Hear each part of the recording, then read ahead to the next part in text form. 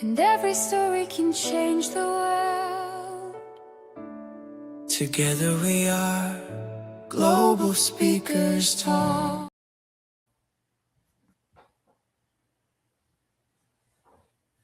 It was only a couple of years ago that my life looked completely different than it does today. In fact, it was the opposite. My life was a mess. I was a mess. And the hardest part to admit was this: I allowed myself to be there. Hi there. Welcome to today's Global Speakers Talk Live. I'm the Menopause Queen, Lisa R. Triggs. I'm a menopause speaker, best-selling author, and host of the Menopause Mindshift Self-Love podcast.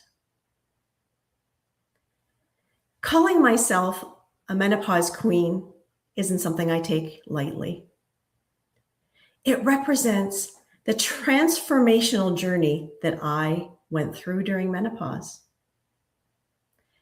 It represents what became possible when I stopped letting my symptoms define me and started taking responsibility for my internal world.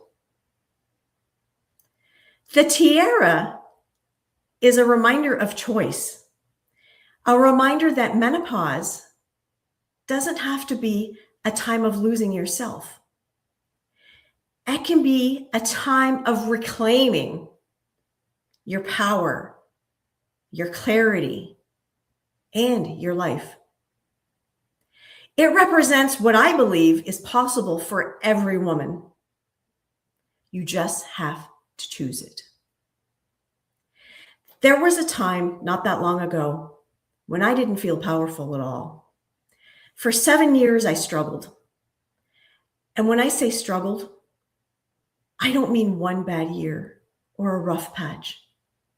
I mean 7 years of slowly losing myself.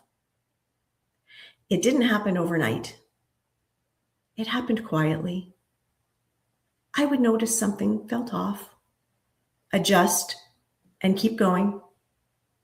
But then something else would change, and I would adjust again.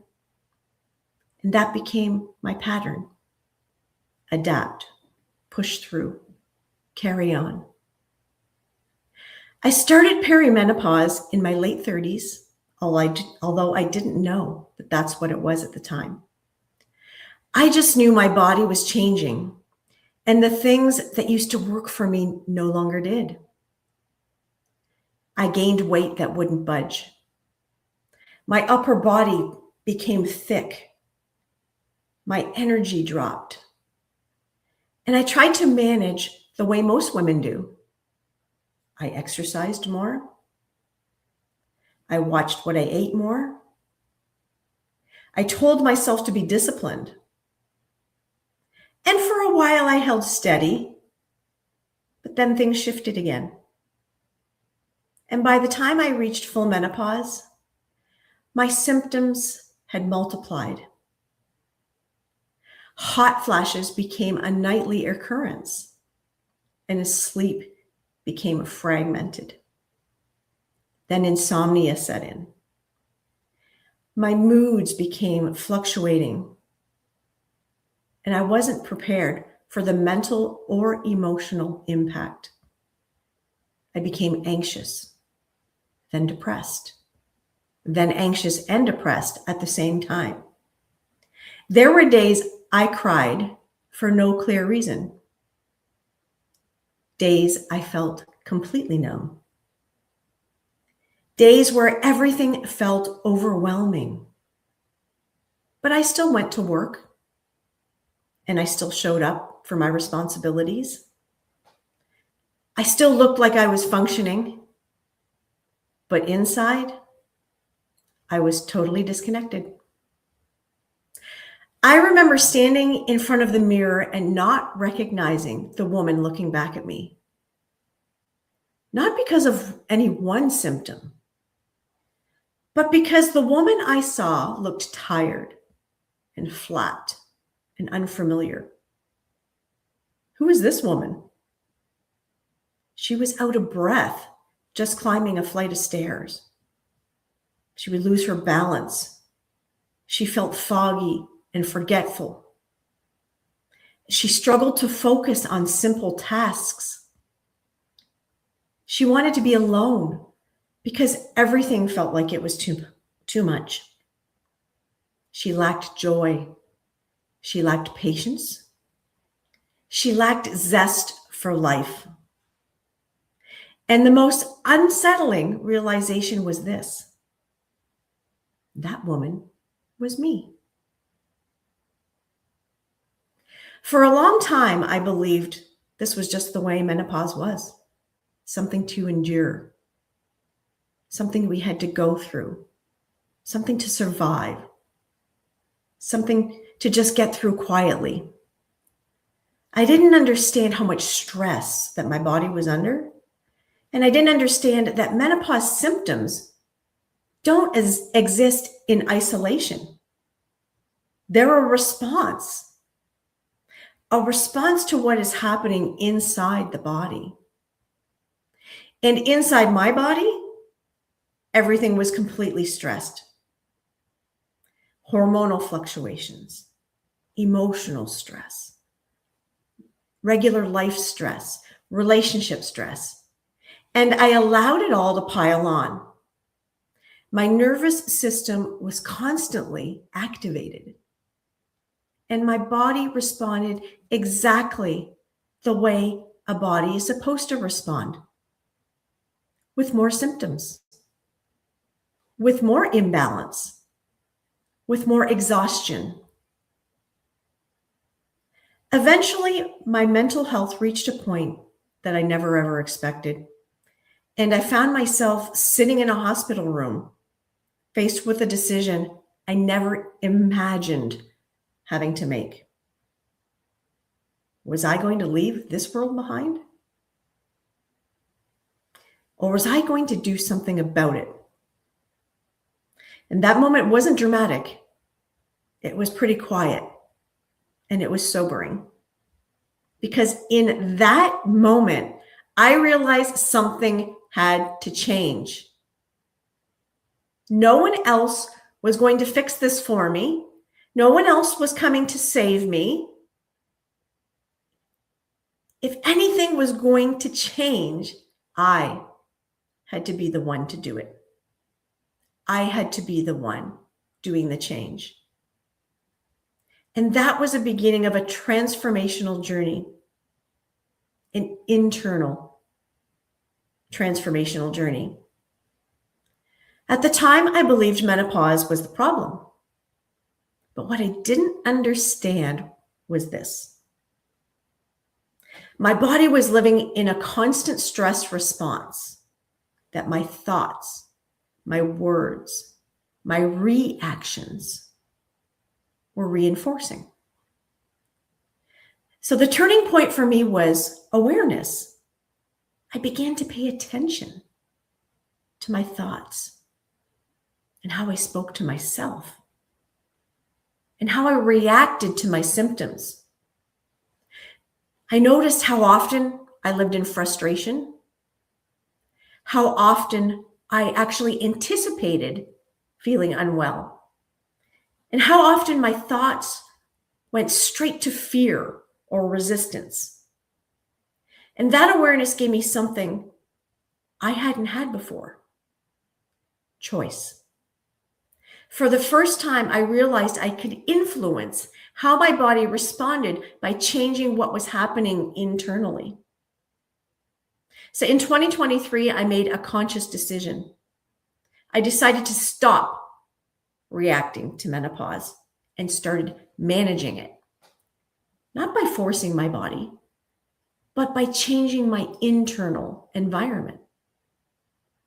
I shifted my mindset. And as I shifted my perspective, I began to invite more gratitude into my life as well.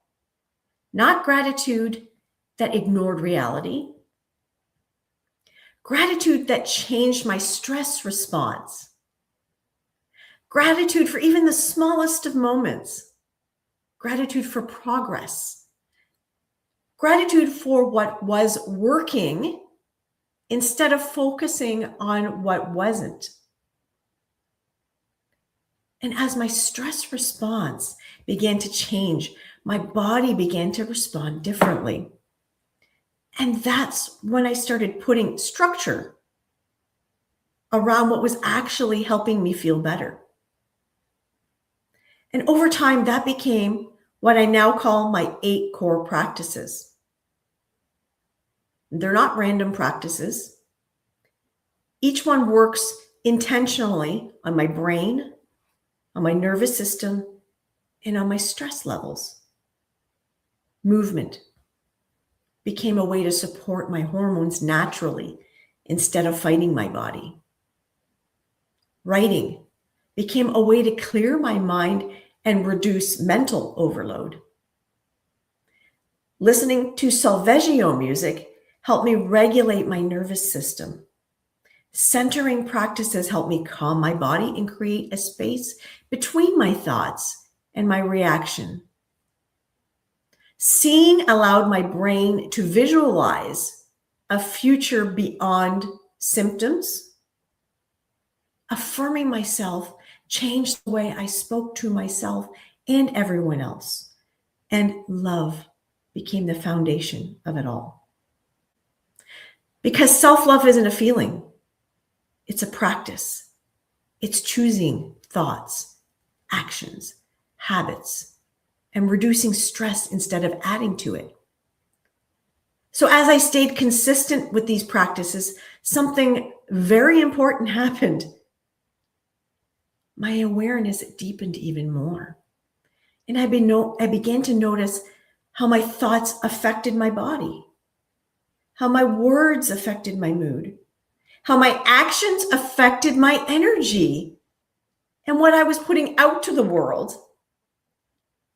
And with that awareness, I could choose more clearly better thoughts, better words, better actions. And the result was more than just emotional. It was physical. My symptoms began to improve. My mood stabilized. Clarity started to return. My body was responding differently because the more you practice self-love, the more your body responds to it.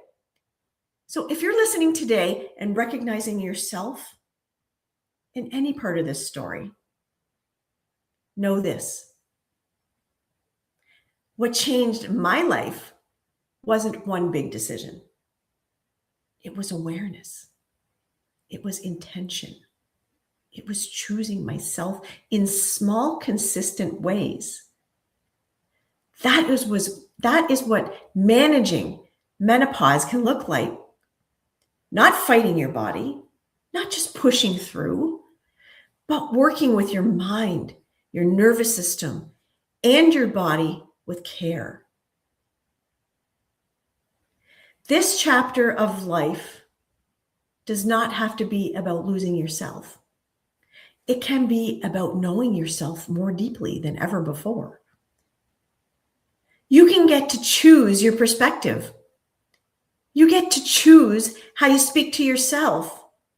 You get to choose what kind of relationship you have with your body. And when you do, things can change. Menopause does not get to define you. You get to define your own journey. Thank you so much for joining me today.